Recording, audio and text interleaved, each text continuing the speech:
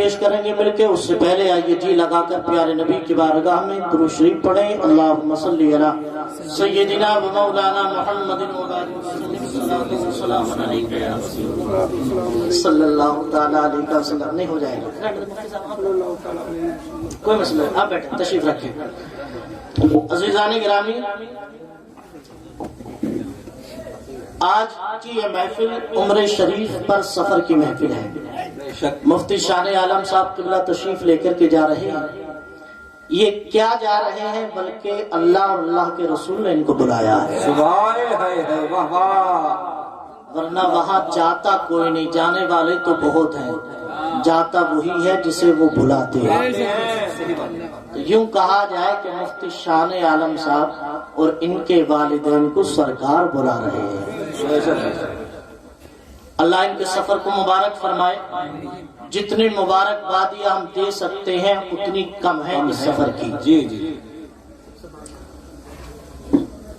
آج ہمارا اور آپ کا وجود ہے، مفتی شان عالم صاحب قبلہ، ان کے والدین، آپ، ہم، علماء، شعراء، نقباء، خطباء سب ہیں، لیکن خانہ کعبہ شریف جس کا یہ طواف کریں گے، روضہ مصطفیٰ جس کی سنہری جالیوں کو یہ دیکھیں گے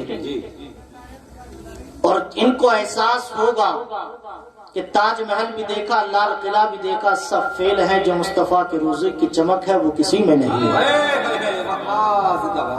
لیکن نہ آپ تھے، نہ میں، نہ ہمارے باپ دادا، نہ ہندوستان، نہ پاکستان، اس روئے زمین پہ کوئی انسان نہیں تھا، جنت میں بھی انسان نہیں تھا۔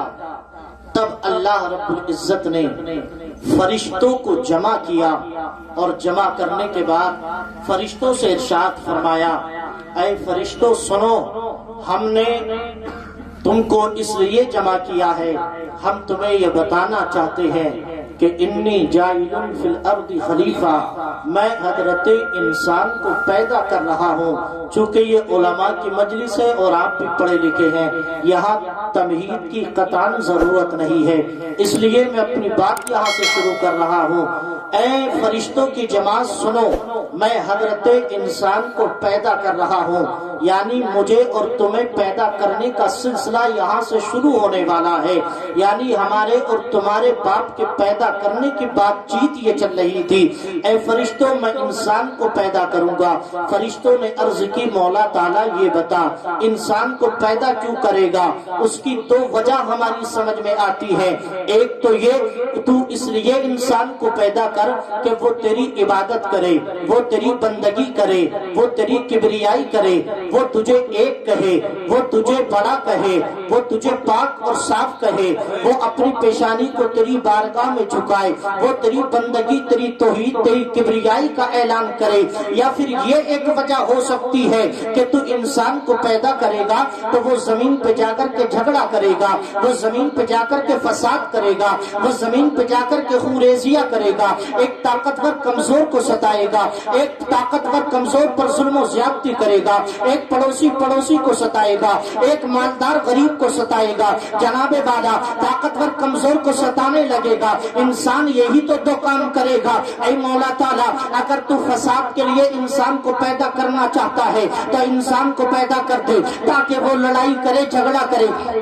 اگر اسی کام کے لیے تو انسان کو تخلیق دینا چاہتا ہے تو بے شک تو انسان کو بھیج دے تاکہ وہ ظلم و زیادتی کرے، وہ خونریزیاں کرے، وہ زمین پہ جا کر کے فساد کرے۔ اور اگر اس لیے پیدا کرنا چاہتا ہے کہ وہ تیری تسبیح و تحلیل کرے، وہ تیری کبریائی کا اعلان کرے، وہ تیری بندگی کا اعلان کرے، وہ اپنی پیشانی کو تیرے سامنے جھکائے، تو اے مولا تعالیٰ، نحن نسبح بحمدک ونقدس لک، تیری عبادت کرتے ہم ہیں، تیری بندگی ہم کریں گے، تیری کبریائی ہم کریں گے، تیری توحید کا اعلان ہم کریں گے، سجدہ ہم کریں گے، رکوع ہم کریں گے، قیام ہم کریں گے، تجھے بڑا ہم کہیں گے، تجھے ایک ہم کہیں گے، الہنا الہکم واحد کا نعرہ ہم لگائیں گے، وحدہ لا شریک کا نعرہ ہم لگائیں گے، پھر تو پیدا کیوں کرنا چاہتا ہے؟ عاطف غیبی سے آواز آئی ہے، اے فرشتوں تم نے دیکھ لیا زمین پہ انسان فساد کرتا ہے، زمین پہ انسان لڑائی کرتا ہے، زمین پہ انسان جھگڑا کرتا ہے، تم نے زمین پہ نگاہ کو دوڑایا تو دیکھ لیا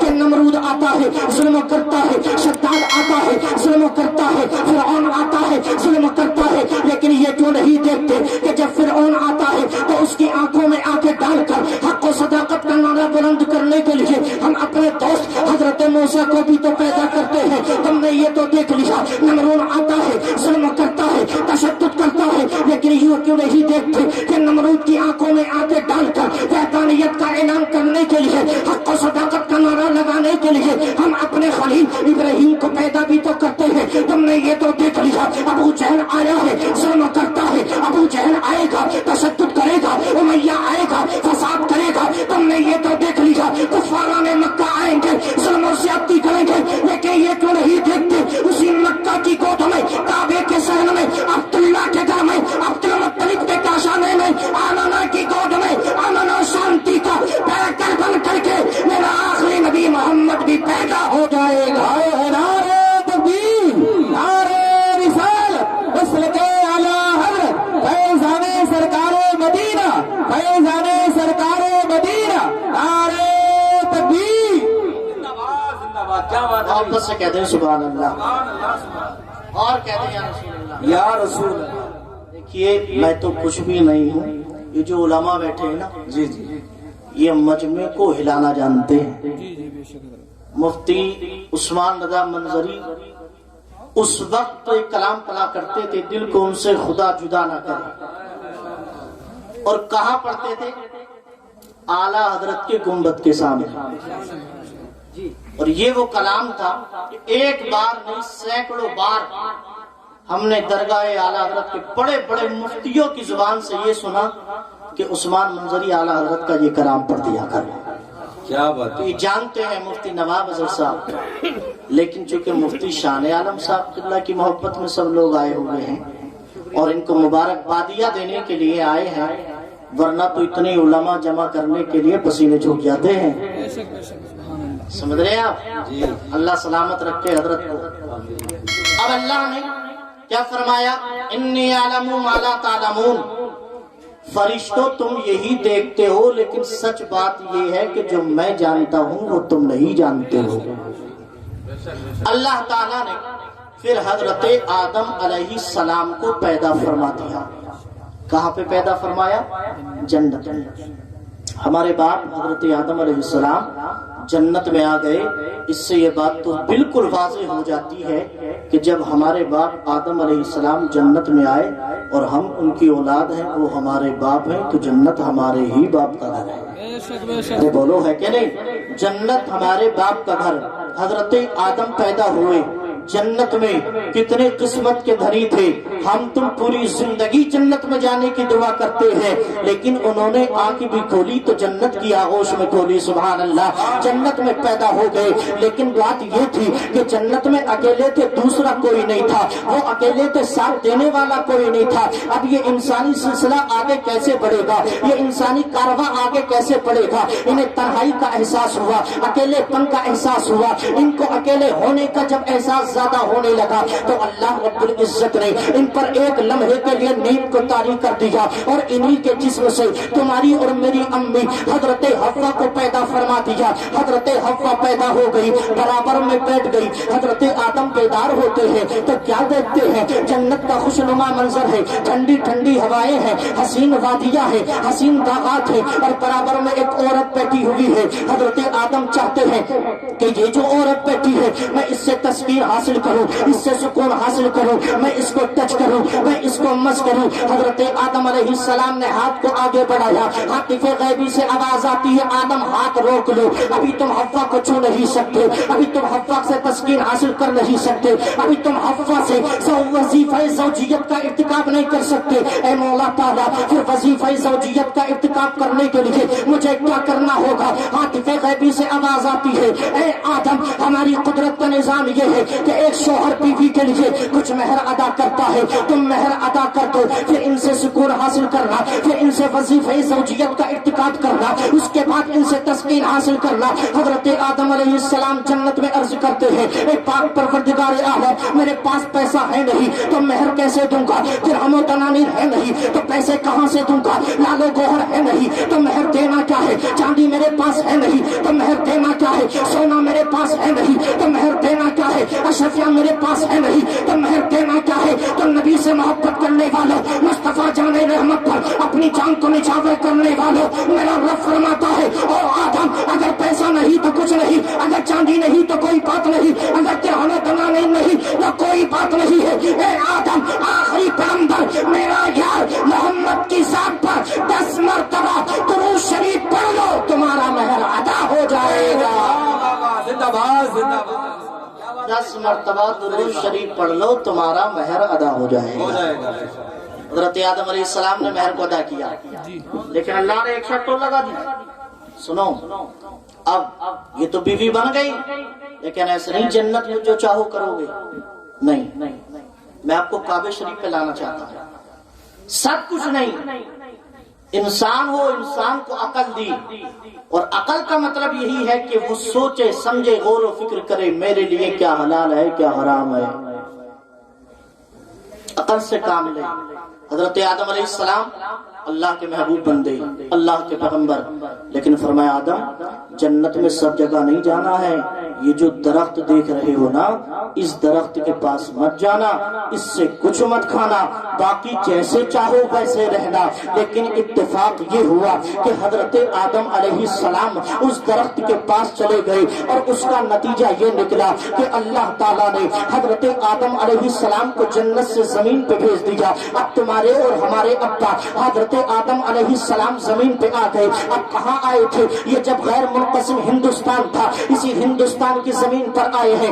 اللہ اکبر، جو نماز پڑھتا ہے اگر نماز نہ پڑھے تو سکون نہیں ملتا، جو اچھا کام کرتا ہے وہ غلط کام کرے گا اس کو سکون نہیں ملے گا۔ حضرت آدم جنت سے آئے تھے اور زمین پر آئے تھے، لیکن جب زمین پہ آئے تو بے چینی ہونے لگی، ان کو تڑپ ہونے لگی، ان کو بے قراری ہونے لگی۔ مولا تعالیٰ نے جب جنت سے زمین پہ بھیجا تو بے چینوں بے قرار رہنے لگے، اور آخرکار اپنے ہاتھوں کو اٹھایا اور دعا کی، پاک پروردگار عالم جب میں جنت میں تھا تو میں دیکھتا تھا جنت کے ہر کونے کونے سے، ہر کوشے کوشے سے، ہر خطے خطے سے، عرش اعظم کے نیچے سے ایک آواز آتی تھی، لبیک اللہم لبیک، لبیک اللہم لبیک۔ اے پاک پروردگار عالم تیری وحدانیت کا اعلان ہوتا تھا، عرش اعظم کا چکر فرشتے لگاتے، وہ تیری کبریائی کا اعلان کرتے تھے، وہ عرش اعظم کا طواف کرتے تو تیری وحدانیت کا اعلان کرتے تھے۔ اے مولا تعالیٰ اب وہ صدا سننے کو نہیں ملتی، اب وہ تکبیر سننے کو نہیں ملتی، اب وہ وظیفہ سننے کو نہیں ملتا، اب وہ ٹکڑا سننے کو نہیں ملتا۔ میں یہ چاہتا ہوں جو میں نے عرش اعظم کے نیچے سنا تھا، جو میں نے جنت میں سنا تھا، وہ مجھے زمین پہ بھی مل جائے، وہ زمین کے سینے پہ کھڑے ہو کر کے سن سکوں۔ تو اللہ تعالیٰ نے آپ کی رہنمائی فرمائی اور ارشاد فرمایا، او آدم مکہ چلے جاؤ اور مکہ کی زمین پر ہمارا گھر خانہ کعبہ بنا دو۔ ایک کعبہ عرش اعظم پر ہے، ایک کعبہ زمین کے سینے پر بناتے ہیں، تاکہ صبح قیامت تک عرش پر بھی اللہ کی کبریائی ہوتی رہے اور زمین پہ کعبے کے پاس میں اللہ کی کبریائی ہوتی رہے۔ نعرے تکبیر، نعرے رسالت، مسلک اعلی حضرت فیضان سرکار مدینہ، نعرے تکبیر۔ دوستو حضرت آدم نے کعبہ بنایا، اور جب سے الحمدللہ آج تک ایک لمحے کے لیے کعبے کا طواف نہیں رکا۔ سبحان اللہ۔ کبھی انسان کرتے ہیں، ہم نے تو لاک ڈاؤن میں ایسی بھی صورتحال دیکھی کہ پرندوں نے بھی کعبے کا طواف کیا ہے۔ وہ اللہ کا گھر ہے، وہ کعبہ شریف ہے۔ کسی کا محل دیکھنے کے لیے جاؤ، تاج محل دیکھو، لال قلعہ دیکھو، دنیا کی مشہور عمارتیں دیکھو، کیا پتا کیا ملے گا، کچھ ملے نہ ملے۔ حالات تو اب ایسے ہیں کہ لال قلعہ بھی دیکھنے جاؤ تو ٹکٹ لینا ہے، قطب مینار دیکھنے جاؤ تو ٹکٹ لینا ہے، تاج محل دیکھنے جاؤ تو ٹکٹ لینا ہے، لیکن رب نے اپنے گھر کو جب کعبے میں مکہ شریف میں اپنا گھر خانے کعبے کو بنایا تو مصطفیٰ کی زبان سے یہ حدیث بھی جاری فرماتی، اے میرے پیارے رسول آپ اعلان کر دو، اس لیے کہ بات تو خدا کی ہوتی ہے لیکن اعلان آپ ہی کو کرنا ہے، بات تمہیں کو بتانی ہے، تمہیں کو اس بات کو اعلان کرنا ہے۔ اے پیارے رسول اعلان کر دو، دنیا کی عمارتیں دیکھو کیا ملے گا پتہ نہیں، دنیا کی بڑی سے بڑی عمارتوں کا نظارہ کر لو، کچھ کو ملے گا نہ ملے گا کچھ پتہ نہیں ہے، لیکن یہ کعبے کا عظمت ہے، یہ کعبے کا تقدس ہے، یہ کعبے کی شان ہے، یہ اللہ کا گھر ہے۔ جب کوئی بندہ اپنے گھر سے نکل کر کعبے کا چکر لگا لے اور 7 چکر لگا لے اچھی نیت سے کوئی گناہ نہ کرے تو نبی فرماتے ہیں جب بندہ کعبے کا طواف کر کے ڈھیری ہوتا ہے اور کعبے کا طواف کر لیتا ہے تو اللہ پاک طواف کرنے والے کو ایسے پاک کر دیتا ہے جیسے ابھی اس نے اپنی ماں کے پیٹ سے جنم لیا ہو، بالکل گناہوں سے پاک ہو جاتا ہے۔ کعبہ شریف، اب کعبہ شریف بن گیا، لوگ جاتے ہیں مکہ شریف۔ جی کیا ہے مکہ شریف؟ بس میری 5 منٹ کی گفتگو رہ گئی ہے۔ کیا ہے مکہ شریف؟ کعبہ شریف ہے وہاں، صفا مروہ ہے وہاں، جناب والا میدان عرفات ہے وہاں، مینا ہے وہاں، جبل رحمت ہے وہاں، حج ہوتا ہے وہاں، اللہ کا گھر ہے وہاں، مسجد حرم شریف ہے وہاں، بڑی مقدس زمین ہے۔ لیکن جس آیت کو میں نے پڑھا اللہ فرماتا ہے لا اقسم بہذا البلد، اے پیارے رسول میں اس مکہ شریف کی قسم ارشاد فرماتا ہوں۔ سبحان اللہ، اس کی بولو مکہ شریف کی۔ اب آپ کہیں گے ظاہر سی بات ہے جب اللہ کا گھر ہی وہاں ہے تو اس کی شہر کی تو بات ہی الگ ہے۔ جب حج وہاں ہوتا ہے، عرفات وہاں ہے، مینا وہاں ہے اور صفا مروہ کی پہاڑی وہاں ہے، اتنا مقدس شہر ہے تو اللہ پاک اسی شہر کی قسم ارشاد فرمائے گا۔ لیکن اگر تم رب کی بارگاہ میں سوال کرو اور قرآن سے پوچھو اے مولا تعالیٰ یہ تو بتا، اے قرآن ذرا یہ تو بتا اللہ نے مکہ شریف کی قسم کیوں ارشاد فرمائی ہے؟ اس لیے کہ وہاں کعبہ، وہاں حج ہوتا ہے، ارکان حج ادا کیے جاتے ہیں تو قرآن کہتا ہے، رب کا جواب آتا ہے، عالم تفکرات میں کانوں سے صدائیں ٹکرانے لگتی ہے۔ ہم نے اس لیے قسم ارشاد نہیں فرمائی ہے کہ وہاں کعبہ ہے، وہاں صفا مروہ ہے، وہاں جبل رحمت ہے، وہاں مینا ہے، وہاں حجر جناب والا حجر اسود ہے، وہاں حج کے ارکان ادا کیے جاتے ہیں، اس لیے قسم نہیں کھائی ہے بلکہ قسم اس لیے کھائی وانت ہلم بہذا البلد، اے پیارے رسول ہم نے مکہ شریف کی قسم صرف اس لیے کھائی ہے کہ اس مکہ شریف کی گلیوں میں پیارے رسول تیرے قدم پڑ چکے ہیں، تیرے قدموں نے ان راستوں کو دیکھا ہے، تو نے ان گلیوں سے سفر کیا ہے، اس لیے ہم نے مکہ شریف کی قسم ارشاد فرمائی ہے۔ اللہ اکبر، مصطفیٰ کے قدم پڑ گئے، اللہ نے قسم ارشاد فرما دی۔ اب کیا ہے مصطفیٰ کے قدم؟ اب مصطفیٰ سے پوچھو